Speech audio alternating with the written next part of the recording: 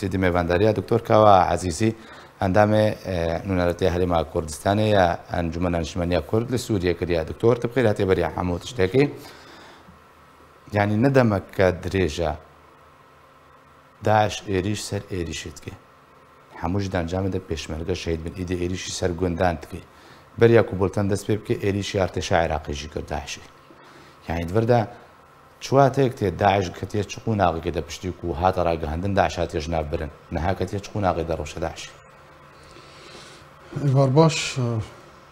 براستی داعش فينا تيك نشويه اگه عسكري هات بش كان عندن دسبيك لينا اثاري او باش ماوي مانه باش ماوي كيغو راوستي ابون ديار بشتي او حبسي يقول سوري الحبسي هسه هاتنا بردان و يجي او يقول برشر في ابون خو كونكر جارك ديجي خو اورجانيزا كرنا البت ديارجو هرمي كردستان جي بيغاياوي دبلوماسي و وبيوندي ناونتوي حبك بهز بقوت ب هرقاوه كي برب سرخبونكي ابوري دب ايدي مشاكل بو هتينا بيش دركتنا داعش جي دفيو اختهانه سببك جي او قويدي هرما كردستاني و تقريبا فتريك يعني قل لك دبلوماسيين جهاني هات سردانا هرمي كرن بيوندين خلق الهرمي بهيز كرن هرم ايدي هدي او بين عافيه خوي ابوري فتقرينا ل بين ل ناف چهار دولتي جو ايدي مشاكل واني ابوري قال لك كثير بنو تركيا وايران وسوريا وعراق ايدي هرمي كردستان هدي تخاز خوش في ازمه يعني خو خلاص بك جبوجو او بيشكوتن نبا يك جوانا او داعش بكارتي دراسي بكر من قلتنا ده دسبيكا قلتنا هذا تقول سر بس بردانا چقدر داعش زندان قصده باندوراوي هيا عنگو باندورا كريد انجام دانا ايريشن داعش يعني اگر تفا بقريب دي تشاو يعني جور هاتنا بيدري بتركتي بونا بله قال لك دواعش سوري قول سوري هاتنا بردان بخو جنسيان عراقيين ايوه منطقيين وانا قشت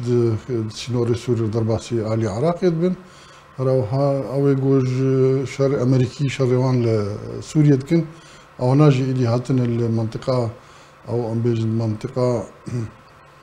فراغ اورتاج شا عراقي وبيشمرقادي يعني جد منطقه ناكو كيلسر مناطق متنازع عليها منطقه سدوتشلي الور ايدي خو اورجانيزا كرنا ايدي بونه هيزك قبراستي ما هيزك مترسيه هم لسر كردستان وهم لسر لشكري عراق. باشا دكتور امريكا يعني كو لسوريا جهه ولا عراق جهه ولا هرم كردستان جهه يعني دما كو داعش ويدي سربستي بردان داعش ايريشيتكي يعني كان هارولا امريكا وهو بيبانيانا بدولتي كو امريكا سربرشتيتكي كو دريما جبرتشي في وقت احداثيات بجن جبرتشي بالفرنوي نارا بن شركر بن جهنوان ارمانج ناكن وكارتشا وكار او قول سوريا امريكا نب رايا حكومة سوريا الويدري بسبب كي اساسي انه شر داعش دكه بيوندي اللي قال هسه ديجي بو شر داعش لور ايدي داعش نما كار قال لك صريح وهلده اواني دي قشتين صرخاكي عراق العراق ايدي حشد الشعبي او هيزين صرب ايراني بجديل بيش امريكا ساكنين قول بي امريكا عراق دركب شركري خوش عراق درخينه باش بربيه كي امريكي جي امادن انه سري صالح همو هيزي خوش شركر درخينه ودرخينه جي عمليا الجبر بها شريوان لدجي داعش حبك سسبو او سسبونا شر لشكري امريكي ان هيزي هاو بيماني يدي داعش سريه لده وجالي حشد الشعبي وجالي بهناك هيزي سر بايراني اكيد علاقاتي وان بداعش جرهنه لديجي هرمي كردستاني بكارتينه. باشا دكتور تخازم بس اما جب قلتنا فرمداركي بيشمرقه بدم انا شاشم جباريا وربود بيجي هفيمانا جمارك جك دانما اجبر روبرونا داعش بارش تالي في شك وانا دانما يعني ورده هفيمانا تشت كند ورده يعني تشكو بي في شكو بي ذخيره تشواتا يعني اخر ولاتك ولاتي من ازاد بك يعني لشکری ورن کشته سر خاکا من بپارێزە و پشترا ئەس دویلۆ بە ئیهانە وی دەرخێنم یعنی ئەم چ ئەمریکات خواست مەس عراقی چ ئەمریکات خواست ئەمریکا هات وڵاتێوان ئازاد کرد سەدام سیستێمە سەدام شکنان دەستورێکی ئالیکار بوو بە دەستورێکی نور بۆ عراقیان دانان پرۆسێسێکی سیاسی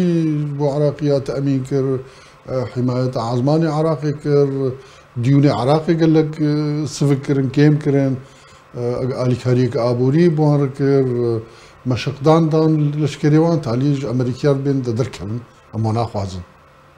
یعنی ئەمریکی ئەوی شەرژ بۆ چ بکەن بەس گۆری سیاست و استراتیژیەتە ئەمریکا دکتۆر یعنی نمونەرە نوێ ناکێت چ برۆت مەگەر بگرە ئەوانە ڕۆبرت فۆرد ئەوان دوێت تای دەماک و سەمینارێک لە سلێمانیەکی بوو تەکەس کردن و ئەمریکا وەحدەمەکە درێژ دوێ دەمێنێ و بەریاک و 15 ساڵ ئەو بەکشانە ئەمریکا ژێ عێراقی بەدیا 20 ساڵم بێژن و ژە ئەفغانستانێت جارێکەتی دووبارە نابێنێ ئەوە تاوی چێمەدە ئەمریکی وەک شەڕڤان بڕیارژی دانە گۆ دەرکەون سەری ساڵی لێوێ بمینن وەکە مەشق و ڕاهینان لێ دیار گۆ بەس بۆ مەشق و ڕاهینان مینە لەشکری عێراقی نکار خۆ بپارێز نکار خاکە عراقی پارێز نکار عازمانی عراقی پارێزە فەش بەروەیەکی هەبوونە ئەمریکا ضروریش بۆ ئەمن و ئەسایشە عراقی ینی کشاننا جێشە ئەمریکی و کوردستانی بە ئەشکەرەی گوت گۆ ئێمە ناخوازن لەشکری هەوپەیمانی وەکە شەڕکرد ژ عراقی بکشن بەرگۆ بە پێویستی بانەیە ئالیکارن بمەرەش بۆ شەڕ لە دژی داعش و ژ بۆ زانین ژیانی شەوێدی دەیدی هێزی هەوپەیمان بە قورسی بنکێ داعش بردومان دکن یعنی بەشداری کرد ئەو ئیرۆ بەشداری باش gelek spas ji bo Dr. Kawa Azîzî endamê nûneretiya Herêma Kurdistanê ya Encûmena Niştemeniya Kurd li Sûriyê ku tim re bûyî gelek spas Dr.